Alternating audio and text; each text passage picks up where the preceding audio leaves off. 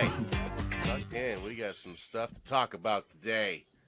Cut it short because this is popcorn and beers. We're here where some use tomatoes and others use thumbs. We use the stuff that gets you drunk. Got a little banquet, Coors Banquet. It's nice. Please tell me you got a beer. We're recording in the PM, Jordan. The first time we're recording in a PM. Tell me that's beer in that cup. Yeah, it's a new clear beer. Yeah, I'm lame. It's okay. It's okay. Anyway, pretty good show, but we are actually the way I order every time at a fast food place. No fries. Mm. Sorry, but he'll be around. He'll come back someday. He's in Germany looking at really cool churches and such. Mm. But we had some stuff. Let's talk about that butter on top there, Jordan. What do you got? Yeah, sure. We got a sequel that I don't think at this point anybody really asked for. It's Chicken Run: Dawn of the Nugget. It is, gosh, I don't know when the original came out. Over 10 years ago, way over 10 years ago. I love the original. I have a funny story actually about the original. It came out theaters. I really wanted to see it, and my dad was like, "I don't want to see this movie.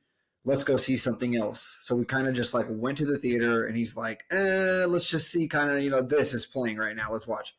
That movie ended up being Darkness Falls, and I don't know if you remember that movie, but it's the movie where the Tooth Fairy kills children if she sees they see her. Right.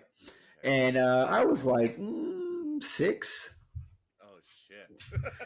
And so the opening sequence of that movie is terrifying. It is like, it still scares me to this day. And that scene happened, and I just screamed. Just screamed in the theater. Started screaming. And my dad picked me up and carried me out of there and was like, "All right, let's go see this damn chicken movie. Just don't tell your mom that happened." And I was traumatized, but I remember this movie being like, "Whoa, this is fantastic! I love this." It's Yeah, it's the animation of the Wallace and Gromit characters, that kind of claymation-y looking British. I believe it's British studio. Yeah. What took so long to get this sequel? I remember for a really long time wanting one as a kid, but thinking back on it, I'm like, did it ever really make sense to have one? Because it's just a very weird, shallow plot that it's like, where could you go from there? And this is the answer is this is where you could go from that. Where you go. Yeah, not great. But the animation style the claymation has gotten better. Specifically, the scenery and stuff was really awesome, looking really cool. One of my favorite parts of the movie, though, is they're trying to break into the chicken nugget factory, and they're demonstrating to you how retinal scanning works. So there's just a camera, and then on the other side of the door, there's a guy with a book with pictures of eyes. Pictures of eyes. Yeah, and there's the night shift guy, and his eye is like hella bloodshot red. Yep, I'm a night shift guy. That tracks. So, but it had it's really charming moments, but it just was so unnecessary, and the original is just so good, super cheesy. But I'm gonna give this a popcorn. He's popcorning. Yeah. I guess it's a popcorn. I was tempted to go popcorn and one beer, but Mm. I guess it's a popcorn. It's charming. It's a charming film. It's not overly funny. How English all of it is. Yeah. Yeah. and, Yeah. and Very. like the break-in scene is where I would point to first. Just how creative each little number is, like every bit they do, it's like clever. It's like looking at someone's drawing book, like, oh, that's a good idea. ooh, like it's Yeah. not exactly like the best art you've ever seen or the best scenes, best acting, whatever, whatever. It's cute though. It's just cute. Popcorn, Yeah. okay. Yeah. I mean, check it out. It's a nice Sunday morning type of show, I guess, for a kid for Mhm. sure. Yeah. Oh, definitely. Yeah. Yeah. Harmless, yeah. Yeah. It was my drunk classic this Oh yeah, drunk week. classics. Yeah, and I picked Apocalypto, the close blending of many different cultures and stuff into this movie about Mayan Mayan civilization, directed by Mel Gibson. It's all in the Mayan language, I believe. So it's all in subtitles, which it doesn't bother you as much as you might think it would if you've never seen this movie or if you don't watch foreign films. But I wouldn't exactly call it a foreign film because it's directed by Mel Gibson. It's just there's nothing like it. The first time you watch this movie is an experience. It really throws you for a loop. A lot of interesting, crazy scenes. With the girl with the plague, and she kind of prophesizes everything that's going to happen to them. Yeah, yeah, she gets crazy on them.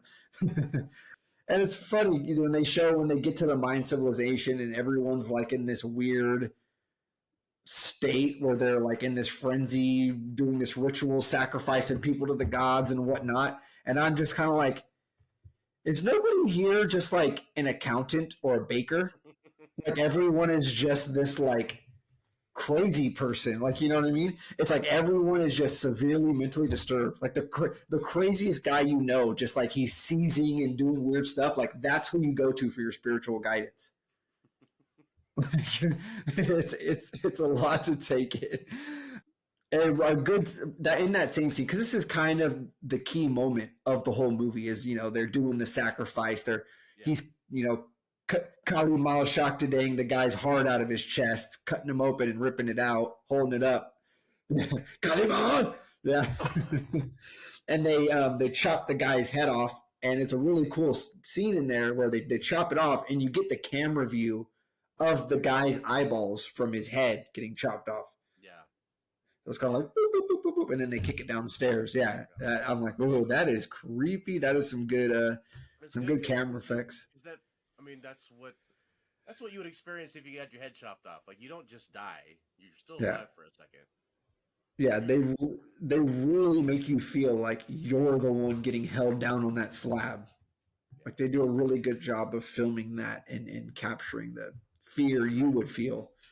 Um, and then it ultimately divulges into the protagonist ramboing the shit out of them in the jungle. Yeah. They drew first blood, bro. Yeah, yeah. I mean, it's almost like some of the exact same traps that Rambo uses. That's funny. Yeah. But God, just a fantastic movie. If you've never seen it, do yourself a favor. It's streaming on Amazon Prime. I give this a popcorn and 3. Popcorn in 3. I feel like it's been a while since I've given a pop 3 out. Yeah, maybe so. I don't remember hearing you say that in a while. You're right. Hmm. Popcorn in 3, huh? Oh, well, loved I love this movie. I've seen it a billion times as well. I was lucky enough to be able to see it in theaters, and Ooh, that is an experience. This is wow. a theater movie, like Wow. not like James Cameron, where the sound is built for this specific type of Dolby Digital, blah blah blah. It's just like the kind of movie that you'd be totally thrilled that you saw it in theaters, like King Kong. You know what I mean? Yeah. Um, I I think this movie is a perfect movie. It like Yeah. there's popcorn in 3 movies, but there's a short list of movies that they're just perfect.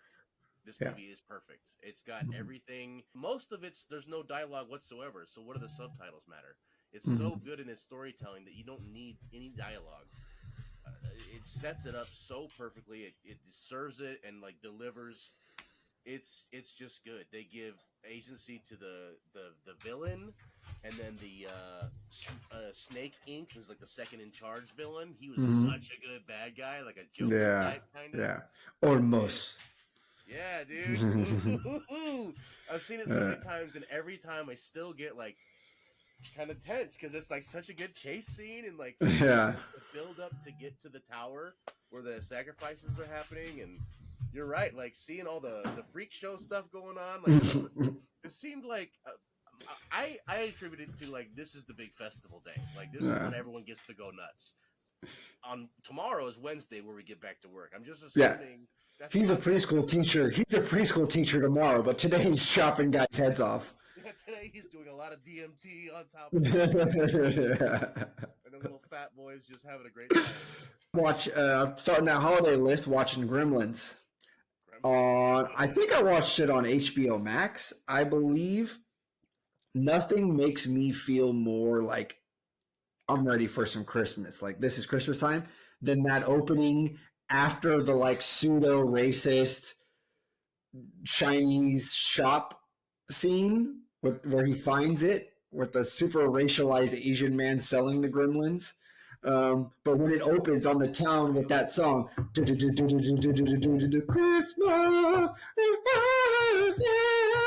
Christmas, Christmas. I'm like, okay, we're in that mode now. Yeah. Phoebe Cates is an angel. Mm. Let me just start by saying that. Yeah, cutie. Everyone wanted a Mogwai. I mean, come on. And that's the thing with this movie is it felt like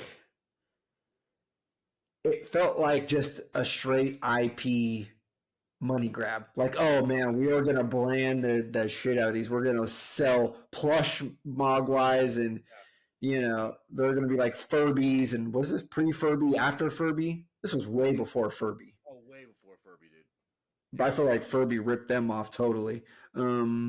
It's hilarious. It's got a little bit of everything: Christmas, funny, romance, scary. But it's straight. I believe it's a Warner Brothers movie. It's just straight Warner Brothers studio pulp. Like they just wanted. There's so many just callbacks to all these different Warner Brother properties, in the movie, and they're just trying to make this like very. It ultimately just turns very kind of Looney Tunesy. Like they're all in the theater. All the bad gremlins are in the theater watching Snow White, and they like know the songs somehow. It's their first time watching this movie, but they know all the hi ho, hi ho, hi ho. Yeah. Um, would they ever remake this? Is a question I had watching this. A lot of work. It's gonna be like a Zack Snyder type, and it's gonna be mostly CG, but they're gonna have. Will they lean more scary? I think they go full pulp. Yeah, I think that's what they would do. yeah, yeah. I give this I give it a popcorn and one. It's such a more beloved movie than that. You know what I mean? It doesn't. But when you really watch the movie and just like what it is, it's a popcorn one. But it's a great. Everyone loves it. It's a classic. That's what's up. Yeah. Yeah, Uh, Next, I watched one of my guilty pleasure Christmas movies. This is one that around Christmas time, you're together with the family and we're sitting there and we're voting on a movie. This one is usually in my top three, and everybody else shuts it down. Like, no, I don't want to watch that movie. It's Jingle All the Way with Arnold. Yeah. Someone thought it was a great idea to put Arnold Schwarzenegger in a Christmas family comedy movie, and I believe that person was Arnold Schwarzenegger that had that idea. I'm positive. Like, are you gonna say no to him? You're gonna say no. Yeah, He wants to be. I don't know. He said he yeah. wants to be bad. I don't know. Hey. Yeah. I will eat you. One of my favorite lines is from the movie, and I say this all the time: is "You're my number one customer."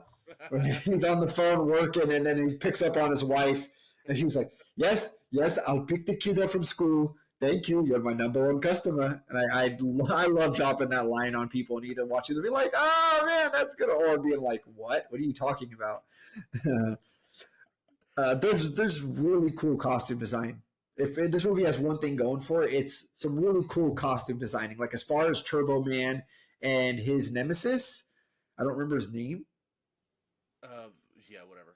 but the Sinbad character in this, He looked like the Buzz Lightyear bad guy. Yeah. Really cool costume designs in that. Yeah, I've said that before. I've been preaching that for a long time. The Turbo Man costume was way ahead of the game as far as superhero costumes at that time. Even for like the Flash and Superman, like Turbo Man was cool looking. Yeah, for sure. It's kind of a bad acting showdown between Arnold and Sinbad. It's like who could be worse? And my favorite thing about this movie is the way that Arnold garbles Turbo Man, saying the word Turbo Man. Turbo Man. Turbo. I'm Turbo Man. Terrible. So he's saying terrible man. I'm terrible man. What about the fight in the Santa workshop? Oh yeah, ducks and punches the door the small. Oh God, what's the word? What's the proper term? The little person. Yeah, he punches him and he kind of goes flying across the room. Oh, Grace, and nunchuck Santa Claus is flipping around, fighting. Great stuff. Yeah, that's literally the last thing in my notes is, and that's actually the big Santa Claus. And I'm like, I know this. That's the Big Show. That is play. He's played by the Big Show. And I was like, God, I know that guy from somewhere.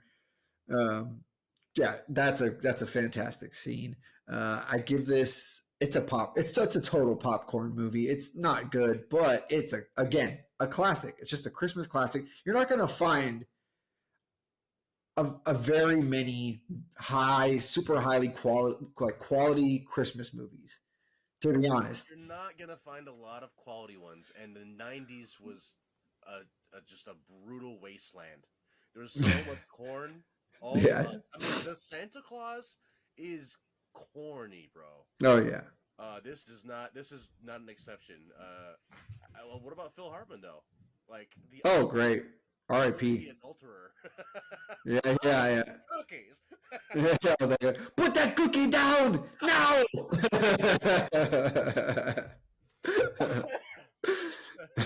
He's funny, man.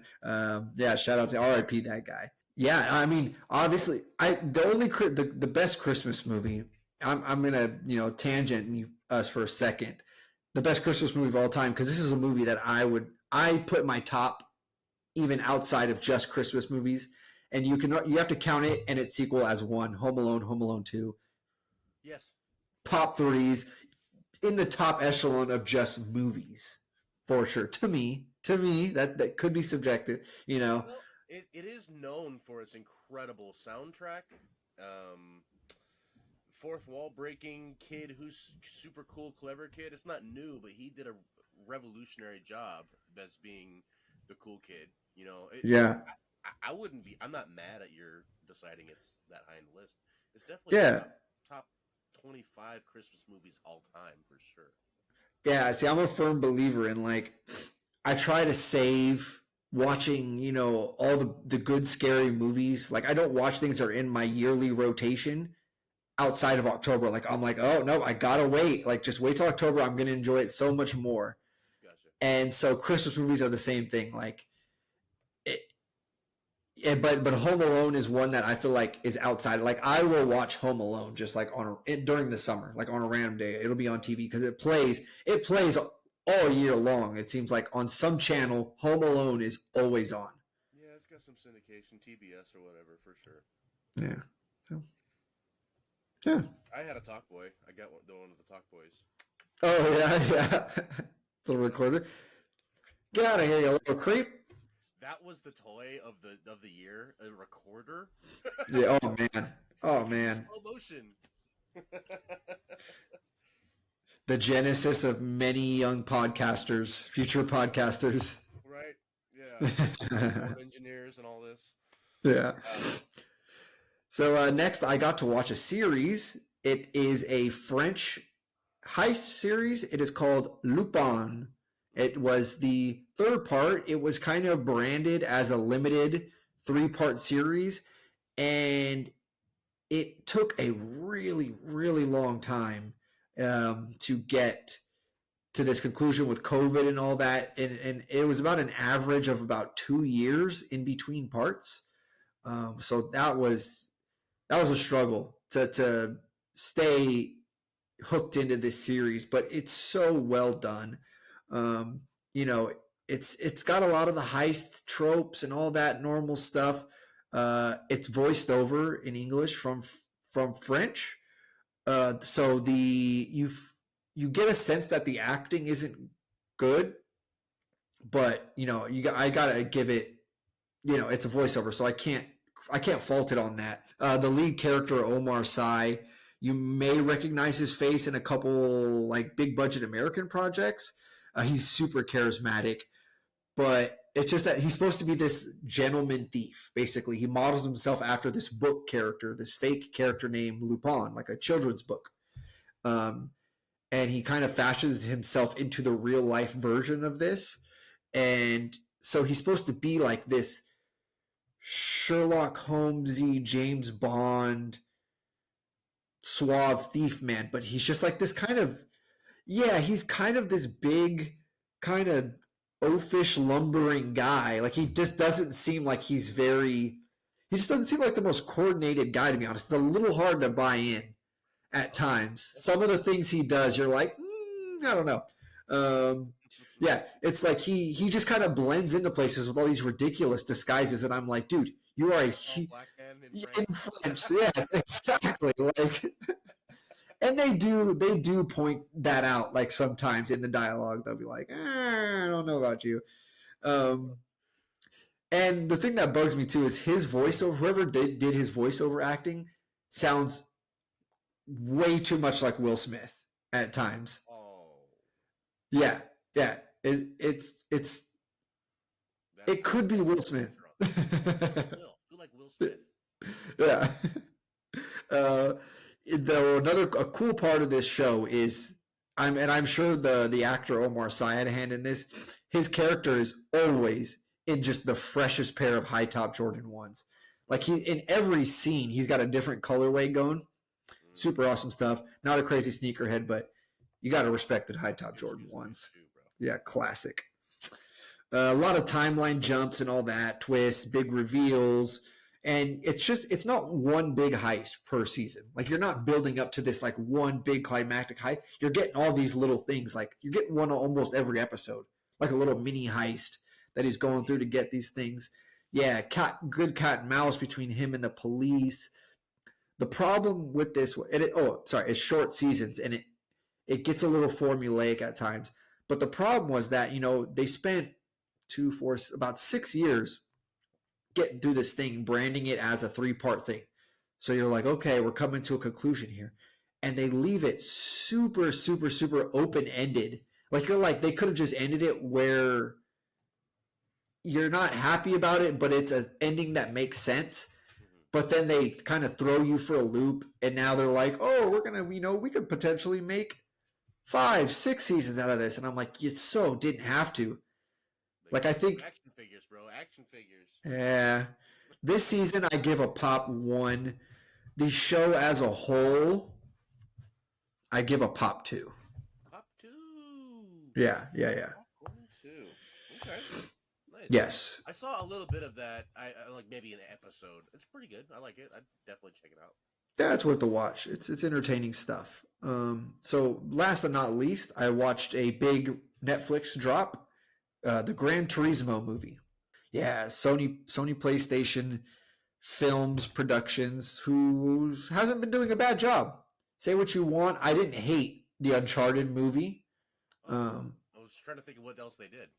Yeah, they're fairly new into adapting their signature titles into movies, but they haven't been doing a horrible job. I enjoyed Uncharted. This one I enjoyed it as well. I didn't think it was great. I didn't think it was terrible. The racing is awesome. The whole competition aspect, like where they kind of put these gamers, these sim racers, through this gauntlet of challenges, this kind of game show to see who ends up being an actual race car driver. That part of the movie felt a little rushed. I felt like they could have spent a little more time on that and maybe took away some of the real racing. because it is named after the video game, so you would like to see more how they incorporated like the virtual reality aspect and the video game into it, more than just making a racing movie. That's that. I don't know how. It's not. That's not the best take, but it's how I felt watching it. I was like, I want more of the competition. It just could have been a little more fleshed out. The song, there's a song playing when the main character wins the tournament. Spoiler alert, but not really because it's in the trailer. It's some of the worst rapping that not I've ever heard. I'm not gonna say the worst rapping I've ever heard because you've all been to a party where like Chet is 12 beers in and he's just going for the 50 bars of death. Yeah, just won't stop. But no, just the worst rapping to like actually get put onto a soundtrack of a movie. Like someone's heard this song was like, this is the perfect song for this scene right here. And it is like, it kills, especially if you have captions on watching it. I'm like, what is this guy talking about? Like, this is killing all the mojo, the coolness of this scene. It's gone. No. Yeah, ridiculous. How much like a rap song can do that. Yeah. Bring everyone down, like, dude. You know who's the king of picking those just the corniest rap songs for these movies? And it's funny because it's the same type of movie is Fast and the Furious. And Vin Diesel's picking like these are on Vin Diesel's personal garage playlist. Yeah, it's just the goofiest kind of kind of dorky. I know it was a hit, but Too Fast, Too Furious, Ludacris song, that was kind of corny too. Yeah, oh yeah. Yeah, for sure. The main kid, his voice is super annoying. It kind of feels like it doesn't fit him because he's kind of this kind of tall, lanky guy, but he has like this super deep voice. Like, I can't even. It's a trip. He has a super deep voice, and it kind of cracks in and out. Like you're like, is this his actual voice, or is he trying to put this on? Because his voice cracks in and out throughout the movie. It's a little hard to deal with at first. David Harbour from Stranger Things, Hellboy, Yes. Violet Night that I reviewed last week. He does the heavy lifting of this movie as far as the acting. But really, just like I said in my review of Violet Night, he's playing the typical David Harbour character, the burnt out pessimist guy. You're never going to make it, kid. Yeah, exactly. Yeah, he's that guy, and he plays it very well. He's a really good actor. A lot of other familiar faces. Orlando Bloom is in this movie, but honestly, he could have been played by anybody. His character added nothing to this. That's like this role needed to be Orlando Bloom. You know what I mean? Mm-hmm. It's like, oh, cool. I guess Orlando Bloom's in this movie. Same for Troy. Yeah. How was he in that? Could have been anyone. I give this movie. It has the effect that this movie should have as to when like you watch it and then you're driving to the grocery store a few hours later and you're like you feel like you're just shredding the road even though you're going like 30 through the suburbs. Yeah. You're like, oh man, I'm fucking the fastest man alive. Fast boy. Fast boy. But I'm gonna give this a popcorn and 1. Wow. I think it's a better movie than that, but I'm being a harsh critic on that one a little bit, I think, but it's a good movie. How many crashes? Real crashes, like 4. Ooh, that's good. 4 real bad ones, yeah. Okay, that's cool, man. Mm-hmm. Well, I watched a few things too, Yeah. I'll start with the big one. I went to the theaters. I got to go to the theater for once, and I saw that new Miyazaki, The Boy and the Heron. If you haven't heard about Miyazaki from me ranting about him at least every other episode, Miyazaki's the man. He runs Japan's record book for best animation movies over and over, back to back type of stuff.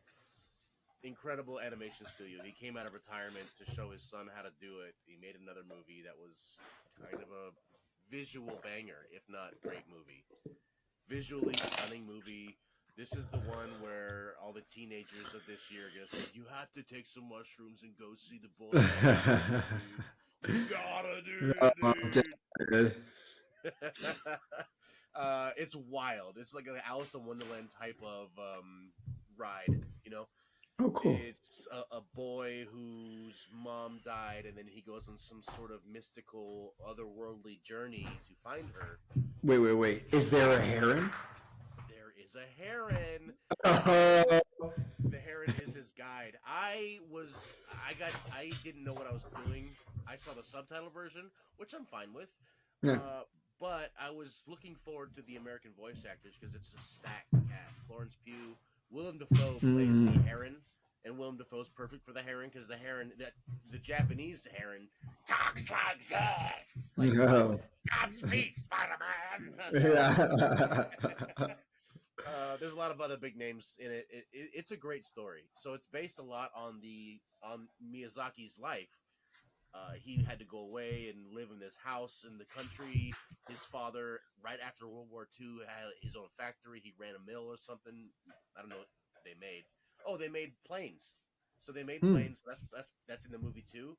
So it goes into that. The movie takes place after the World War II, and beautiful setting, absolutely beautiful setting. Then they go into this other world like Labyrinth or whatever, and it's just, I don't know, it's more like a fable. Like, it's hard to tell what exactly was going on. Each scene is like a dream state. Like, you're not sure what the message is here, but there's something there. I think it's definitely Yeah. going to be a rewatch, and then watch on YouTube the 40-minute explanation. But in the end, it's a story of loss and a story of moving on and making your own. And surprisingly, there's an aspect of the father who built an empire and wants to give it away, but the son wants something else, sort of situation. Yeah. Kind of. There's aspects of that. I'm being really broad strokey, but absolutely gorgeous movie. If you don't like anime, shut up. Go see it. You see it done. Shut your mouth. You shut your mouth. It really is a beautiful movie. It is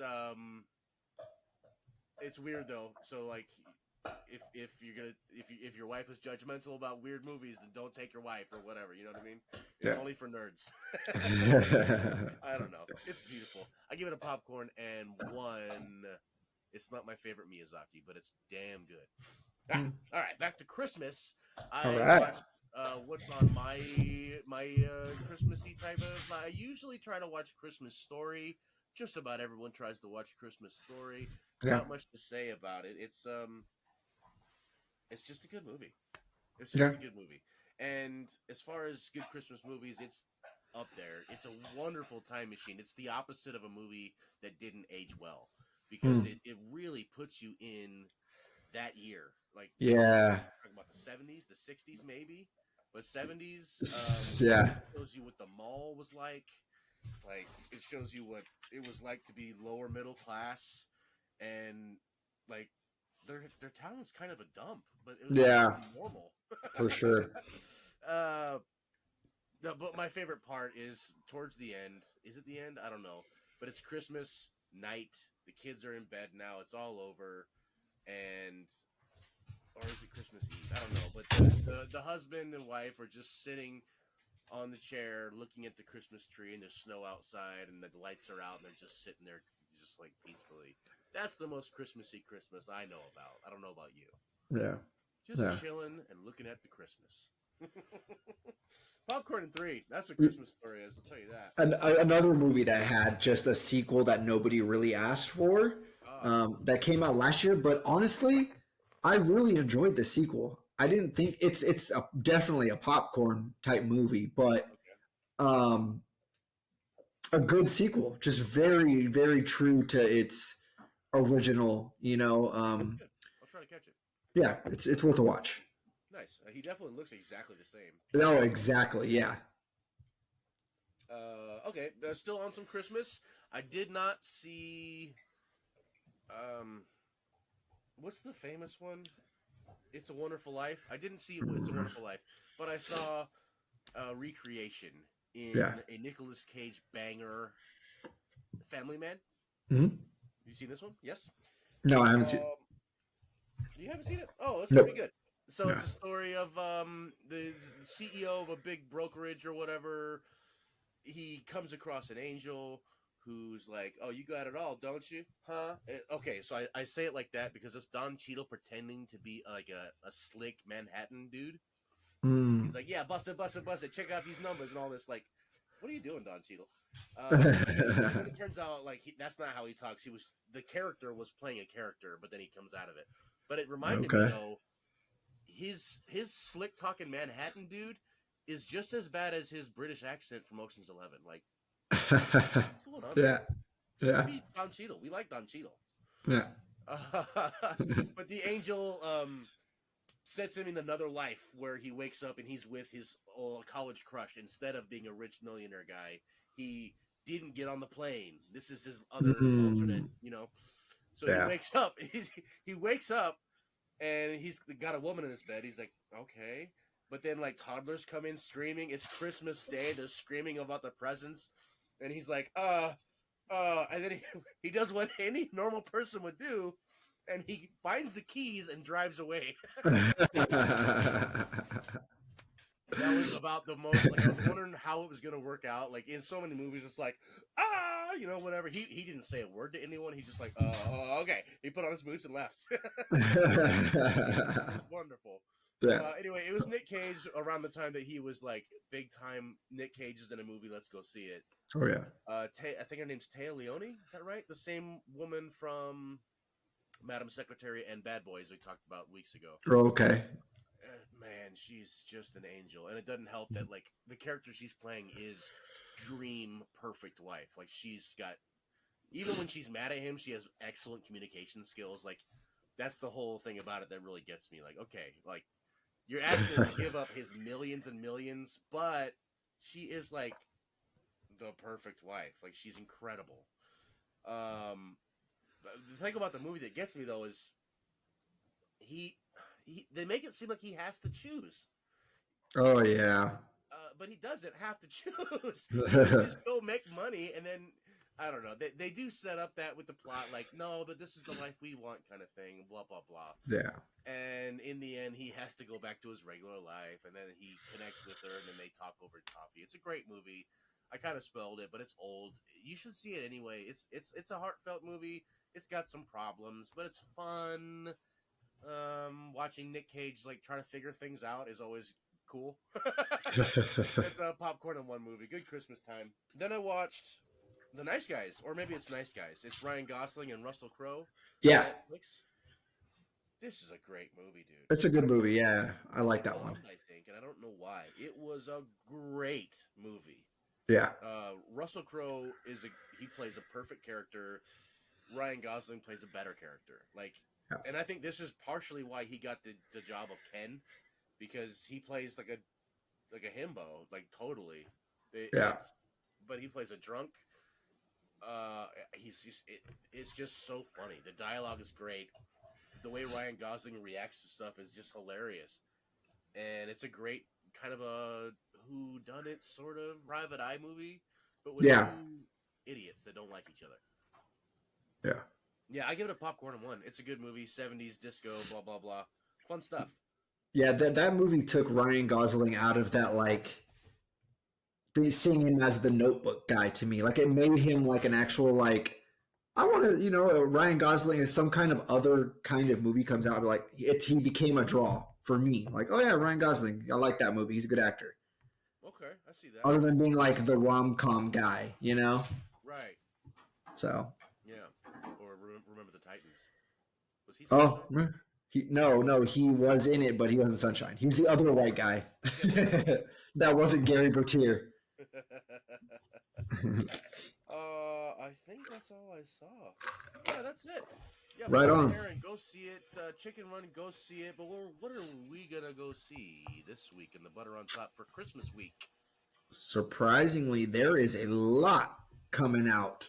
A lot of different ways we could go, honestly. But I think we're going to have to go with the one that's going to get. I think it's a toss up, but I think it's going to get the most clicks. I don't know. I'll take the fault on this one if not. But Rolling with Aquaman and the Lost Kingdom. A lot of narratives around this movie, around the outside of this movie. So we'll see how they do with James Gunn at the helm of. I believe this is his first. Was James Gunn at the helm of Flash? No, he was not. So I think this is going to be his first big entry as the head of That DC. this is gonna be okay. It's gonna be James Gunn. That changes my mind a little bit. I thought it was just gonna be a guaranteed bomb, but I'm not exactly sure. James Gunn might. He might I be. think they made this before James Gunn. They started to make it, but they changed a lot, and I think he has a little bit of a hand in it. So it may be different. But we've also got some real other interesting movies coming out that some of us may or may not get to see. A24 Iron Claw about the Von Erich family. We've got an Illumination film, Migration, coming out. So maybe one of us, a couple of us, might see all of these movies. We don't know. No promises, but we got those reviews coming. Yeah. Iron Claw, bro. Iron Claw. Yeah. Oof, that's gonna be an acting triumph, if you Oh would, yeah. Oh yeah. Oh yeah. from the top rope. Yeah, that's cool. Now we also have the Drunk Classic. Now I was thinking maybe do a Christmas movie, but we gotta give. I don't know. You can watch your own Christmas movies, jerk. I am picking a wintertime ish movie though, and we've had some action, we've had some animation, we've had this and that. I'm not sure if we've had pretentious in a little while, so we're gonna go with Ooh. an intentional pretentious SLC Punk is what it's called. I was reminded to watch this because Shaggy's in it, and he was in Five Nights at Freddy's. Forgot his real name. Shaggy. Matthew Lillard. Matthew Lillard is the lead role in SLC Punk. It's about the punk scene in the 80s in Salt Lake City. And this movie was really deep to me when I was 20 something. So let's find out if it still is. All right. Cool. Yeah, check it out. I'm not sure where it's Check at. it Probably out. YouTube. Yeah. Great. It's been a good show. It's Christmas week, guys. I hope you keep it funky, keep it safe, hug somebody, have a little nog. Hmm? Yeah. Yeah, bro. We'll see you at the movies, bud.